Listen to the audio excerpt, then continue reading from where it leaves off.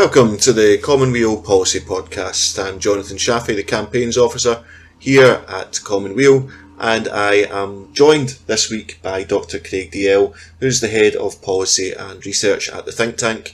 And once again, the way of the world, it's a very eventful time in all sorts of different ways. We're going to cover just some of the ways in which the situation seems to be escalating as each week goes by. Craig, welcome to the show. And before we get into all of that, how are you getting on this week? Hello. Things are going okay. We're back running at our usual pace here at Common Weal. I've been doing a lot even just this morning. Just as a small aside, it's not what we're going to be talking about on the episode today, but the Scottish Citizens' Assembly published its final report this morning. We actually talked about the Citizens' Assembly back in November on the podcast when we talked about one of its really exciting ideas about a House of Citizens, a citizens' chamber to oversee the Scottish Parliament. I've been reading through their final report, and that was just one of the exciting ideas in it. I'll put a wee link to a Twitter thread I put out this morning going through, more than a dozen of the policies that the Citizens' Assembly have recommended that land either right on or very close to Commonweal policies. Things surrounding tax reform, devolution reform, things surrounding building regulations for the Green New Deal, and a whole slew of others. There's a lot of really good work that has come out of that assembly. Massive congratulations to everyone involved in it. We at Commonweal are going to be involved with the next sort of iteration of this new form of democracy in the form of the Climate Assembly. We're going to be making a presentation to the people there. It's really encouraging to see this kind of democracy take root in Scotland, and long may it continue, long may it flourish. Absolutely, and it's good to see yet another area of Scottish political and public life where Common Weal is having an impact and is being influential, and the more of that the better, because we're going into and are living through very, very difficult times, but also times where we're going to need real and serious change at quite a fundamental level. We're going to talk about a variety of things today. We're going to talk about the situation in the United States, with reference, of course, to the events of January 6th. We're also going to talk about the absolute disgrace that lots of people have been talking about when it comes to the provision of school meals and the appalling way in which that has been handled. People have seen lots of that circulating on social media, so we're going to talk a bit about that. But just before we do that, I always like to just get your latest update and your latest feeling around the pandemic itself that, as I say, we're all living through. There's been some tighter restrictions put on today here in Scotland. But Craig, without going into too much detail, because we have a lot to discuss, but just a sense of where you think things are and your feeling around where things are going. Yeah, I mean, there's just today we've had new tighter restrictions on the way we go about things, especially in the way we interact with places like takeaways, because there's been a real concern, I gather, traced back to actual contact tracing that has happened, where there's been concern about people queuing up in shops to get a takeaway order or something like that, and it involves often standing quite close to other people for several minutes at a time. So it looks like that is now going to change in Scotland. So there's new regulations coming into how and where we can do that. I mean, it's been a bit of a dark time. I had a bit of a low point over the past few weeks, just with the state of the pandemic, just in my own life, with friends and family falling ill. We did have a bereavement in the family, but we also have friends who have recovered as well. So it's been a bit of a roller coaster. But we are also seeing on the broader scale, maybe a glimmer of hope that the rate of infections might be slowing down in Scotland. It might start to peak fairly soon, as it did back in March in that first lockdown. Things did slow down and start to come down quite quickly after that lockdown came in. So we just need to keep going, keep being safe, keep acting as if you can transmit this virus to someone else, and act accordingly. And we also have the hope of the vaccine starting to ramp up. The most vulnerable people are starting to get their jags. My mum has her first jag next week, so we're all looking forward to everyone getting that bit safer as this vaccine rolls out. Yeah, and I think it may be quite useful for listeners, some of the statistics, just reading this afternoon. So this podcast on the Wednesday, and in Scotland there have been 191,965 people who have received their first dose of the vaccine. 2,990 of those have received their second. The aim is that the second dose will be given within 12 weeks to everyone who has received their first. They will all receive the same second dose of the vaccine as the first, so there'll be no discrepancy between the two. And that means that they're looking at the potential of 400,000 vaccines per week by the end of February. So that is a huge logistical undertaking. There is a lot to be considered when doing this, and it's not as simple as it might appear.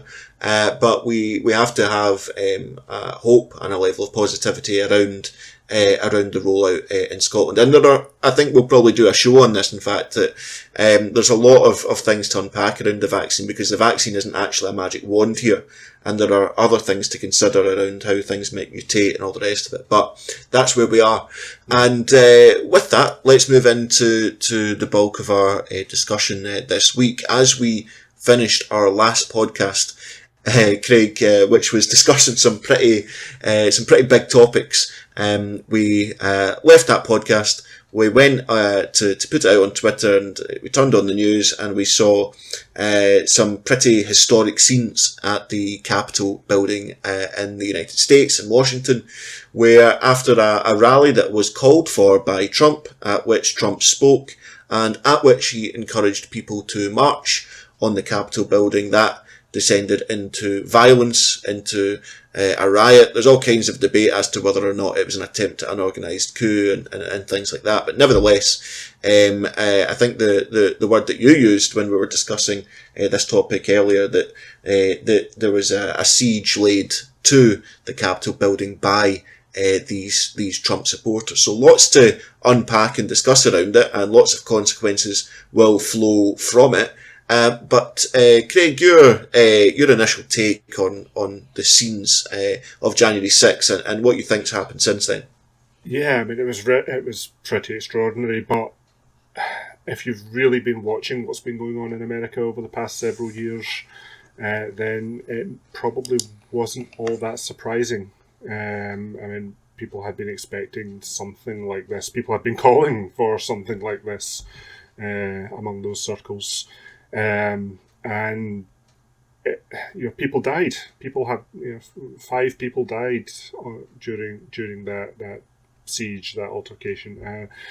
But it's only a blessing, really, that it wasn't worse than that. That the Senate members who were in the building at the time were taken to safety.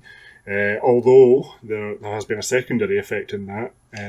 There's been reports that a lot of the Republican senators in there were not wearing COVID masks, were not abiding by COVID restrictions, and were, by some reports, actively mocking those who were. And in the week since, we now have several senators who have contracted COVID, possibly from being in that situation. So there is still a pandemic going. The ongoing debate now is what happens next.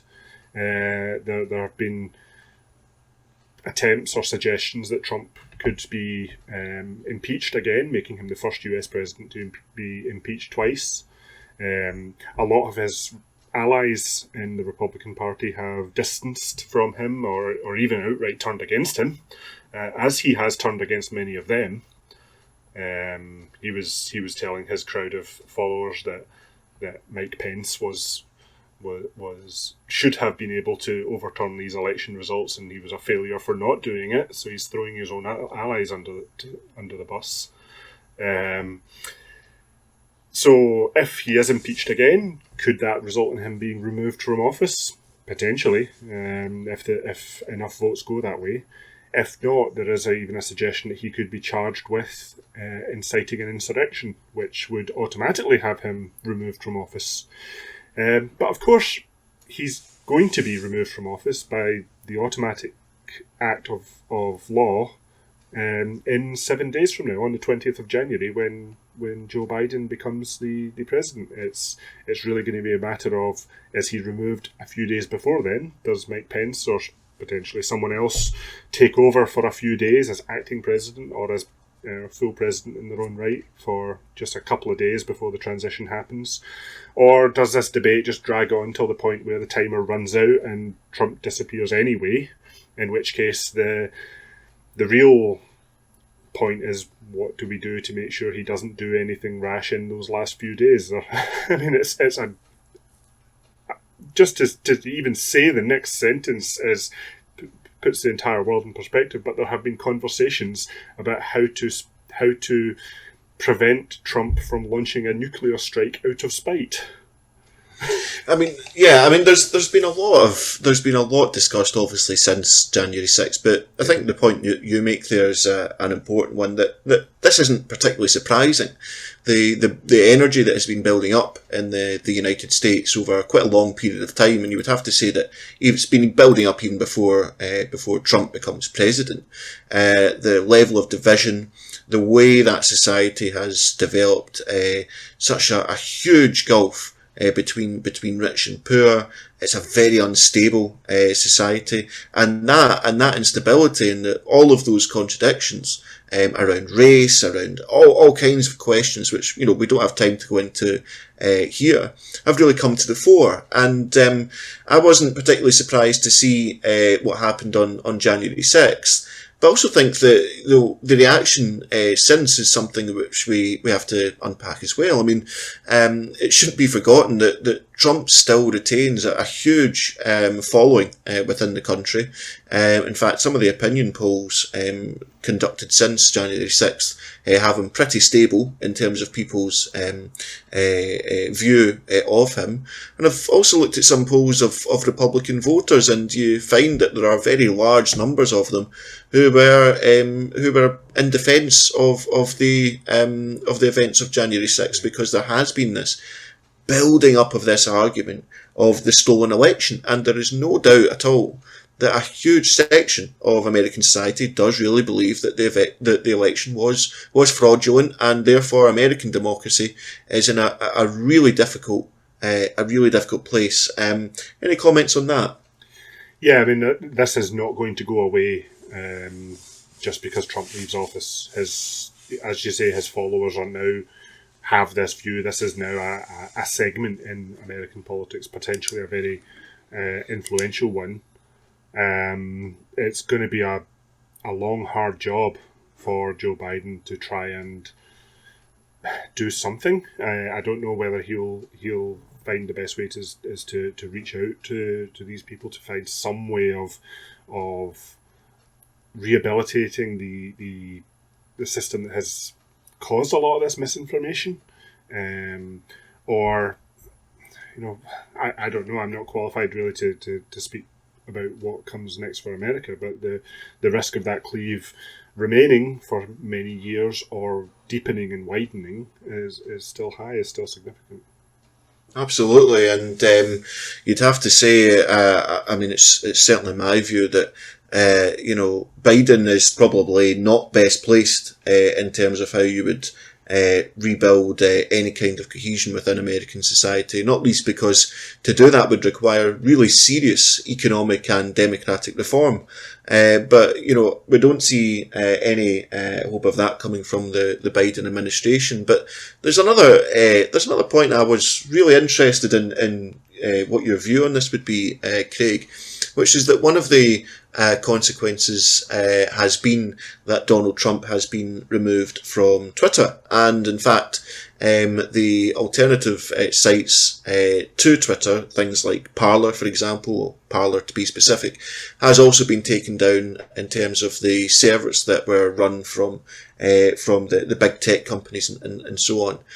And I looked at that, Craig, and, on the one hand, obviously I'm delighted that, the way in which Donald Trump has stoked up various forms of various provocations on Twitter is no longer there.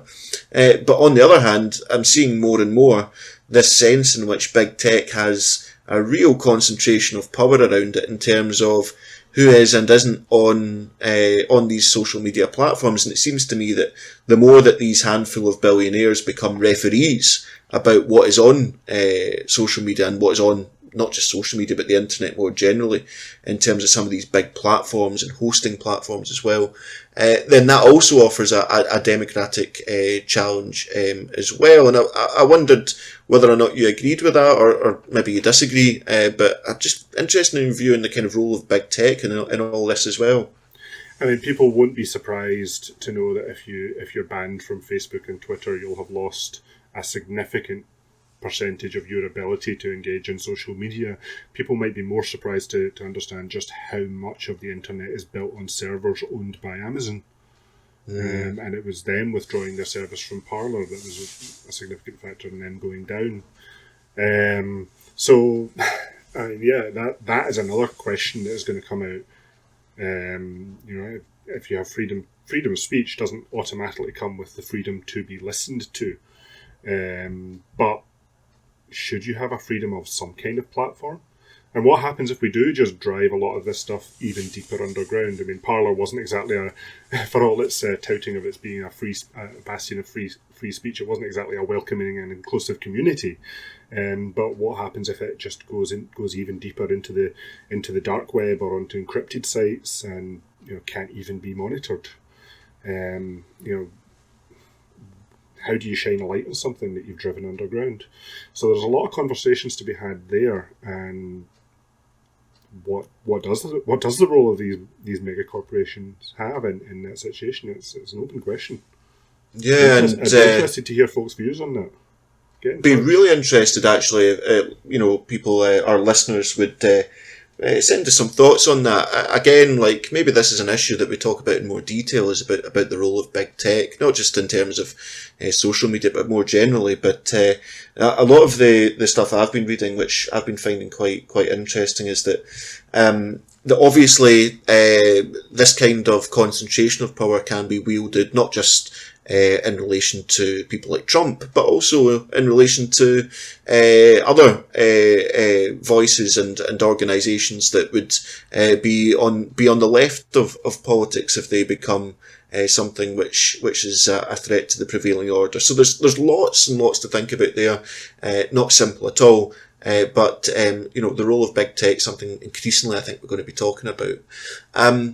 Well, with that, let's move away from the United States. We're going to keep a watchful eye on developments there, and we'll continue to discuss them because they do have such a global impact. But another thing that we wanted to talk about in this podcast really was something that I actually just found completely stomach turning and pretty disgusting in terms of the meals that were, the so-called meals that were distributed to school kids in England. And they're obviously not in school. There's been an so-called attempt to outsource the supply of their school meals, which they would have been in receipt of, and they are frankly insulting in terms of what has been delivered. I mean, people have seen the images online of the derisory food that was delivered. Money bags of tuna, a half of a pepper or a tomato, and you've all seen the pictures. But we're going to talk about this. And Craig, what was your kind of initial response to this? Your initial reaction? Yeah, I mean, this goes into several aspects that I have an interest in.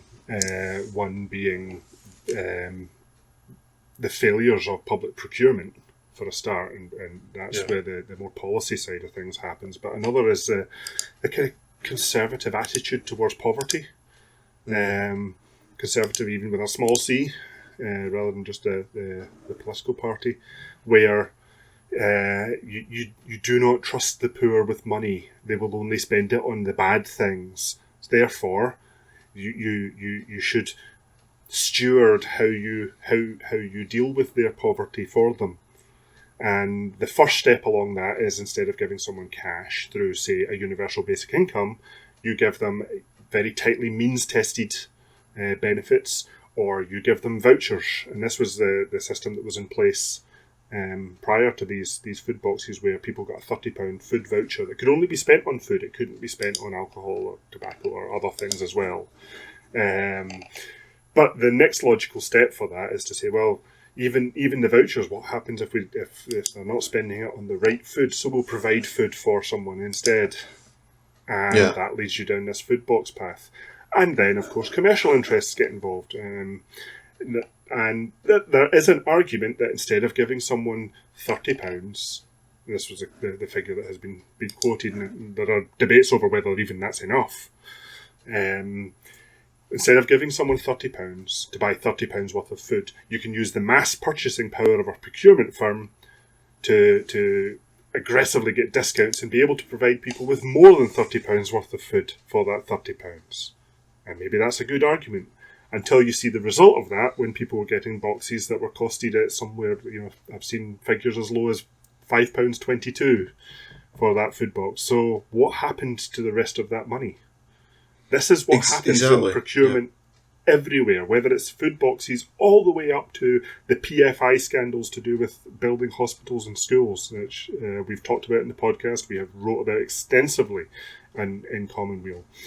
Whenever you go down this mass procurement route, you do not get value for money, and you end up with introducing a risk factor into the project that you didn't need to do. So that's one aspect of this failure that really should be looked at. From sitting here in Scotland, this doesn't appear to be happening in Scotland. There's different processes in place, still not sufficient. As I say, I would argue that what we really need to make sure we have a sense of security through this pandemic and beyond is a universal basic income. The cure for poverty is money. Is not to have enough to be able to buy the things that you need to have a decent life. No, you're absolutely spot on about the procurement there. I mean, and this is the way privatisation works, and it is a complete disgrace. I think it's very unpopular. And you read more into this company, Chartwell's, and you find out that the group's former chairman was once a member of David Cameron's business advisory group. I mean, these people are all networked together, and the profit that's generated at the expense of the public good is there for all to see. I mean, it's provoked a huge reaction, and obviously Chartwell's, this company, have said that they're going to investigate it. And Matt Hancock was on breakfast television saying that they'd look into it and all that sort of thing. And I understand that they now have committed to, instead of going through this channel, that there will be the distribution of food vouchers. So it does show that the public backlash was so huge, and the evidence just so obvious about how insulting and derisory this was, and how ill-equipped these so-called hampers were to feed kids, that it has resulted in that kind of impact and that kind of change. So it does show you that we do need to push back against these examples. But as Craig points out, this is part of a much larger picture, and it is about procurement, it is about privatisation, and Common Weal has been publishing work around these issues, and maybe we'll link to some of those, Craig. But just any reports in particular which you think let's move to the Scottish context, because we want to make sure that we are moving on to positive terrain around all of these questions. But any papers in particular that you'd like to just pick out and maybe direct people towards? Well, I'll put some links in the description. To be fair, a lot of our work on the procurement scandals in Scotland are to do with things like PFI, things like with the successors to PFI, NPD and the new NIN. They're all really complex three-letter acronyms, and I do apologise for that, and by the nature the papers do tend towards the technical side of things. But the essence of them is the same. If you outsource these public services to private companies, the tendency will be to skim off as much as possible, to squeeze the service as much as possible, because that allows you to skim off even more profits, and to leverage the thing up with as much risk as possible, so that and to make sure that risk doesn't come back on the company, so that, you know, inevitably when it does fail, when it does collapse, the company can walk free and take the money. Yeah, and there's another question I wanted to put to you, because it's something that we've discussed it previously in the podcast, and it's discussed in the Resilient Scotland papers that we produced at the start of this pandemic as well, and in various other places, the Common Home report that we published as well. And it is about food, and about food sovereignty, and about the right to food, and about making sure that we are providing our society with access to affordable and healthy food. And I think our listeners would be very interested to hear from you about any thoughts that you might have more broadly on the question of food and of food sovereignty, and of how we can supply, as I say, both accessible and nutritious and healthy food for our population. You know, I was actually speaking on this topic at a rural food conference on Monday there. The video should be online within the next few days. But the essence of my talk there, unfortunately, it comes back to procurement again. The topic of the conversation was, how can we eat more locally? You know, as a consumer, how can you make the good choices to eat local food, or to get food from local suppliers? Sometimes you can't. This was the point I was going to make, especially when you start talking about trying to procure, again, for public services. So how can your local school source food from a local farmer? Sometimes it can't, because the procurement contract is such that farmer has to be able to produce milk, for example, for every school in the local authority. And the farmer just isn't big enough to do that. They could do one school, they could do your local school, but they can't do the entire local authority. And the same thing kind of happens at a consumer level as well. So that same farmer might be able to produce enough milk to supply the local village shop. My local village shop does have milk from a local dairy farmer. But that dairy farmer might not necessarily be able to sell to the local supermarket, because that local supermarket wants to be able to have all of its shelves all over the country looking exactly the same at all times. And again, the farmer cannot produce that kind of volume. So the key here is to make sure that procurement contracts are small enough that local producers can supply for them. And once that's done, exactly, that allows the consumers to make those choices. We can't make the good choice unless it's available for us. Well, again, that was really concise, but also really informative, and it is really great to hear that you're out and about talking about these issues. Metaphorically out. Well, yes, out and about on Zoom. We're very hopeful that that will change. But it's good to see that you're getting around and getting these arguments out there, because they are so vital, and they're going to become more pressing as we move forward. We know the consequences economically and socially of these lockdowns and of the pandemic are going to have big solutions and real answers for people as we move forward. Well, that's us come towards the end of the discussion this week, and it's it's been a very good one. We're now wondering what will be the discussion next week, because it is a very uncertain time, very unpredictable, and very volatile as well. And it's in those times that an organisation like Common Weal is so needed, both in terms of the policy that we produce, but also in terms of the influence that we have been developing when it comes to influencing government, impacting the debate in Scotland, and indeed in building the kind of activist infrastructure required to make sure that we're developing a movement around these big issues as we move forward. So, as we always say towards the end of these podcasts, you can be assured that every single penny that we get is invested into all of these fronts, and we are completely funded by individual donors, people like yourselves who listen to and engage with our output. It does continue to, I think, be a real point of pride in the organisation that everything that we have managed to achieve has been funded by individual donors. And I know that's something that both Craig and I feel, and the whole organisation does. So if you can, please do take out a monthly standing order with ourselves. We know times are very difficult, so only if you're in a position to do so, and we will be delighted to receive that and to make sure it is put to good use. With that, we'll be back next week. We'll be discussing the pressing issues as they arise. We'll be discussing the policy that we are producing and our interventions into the Scottish political scene, and we will be back, as I say, next week, and look forward to speaking to you again then.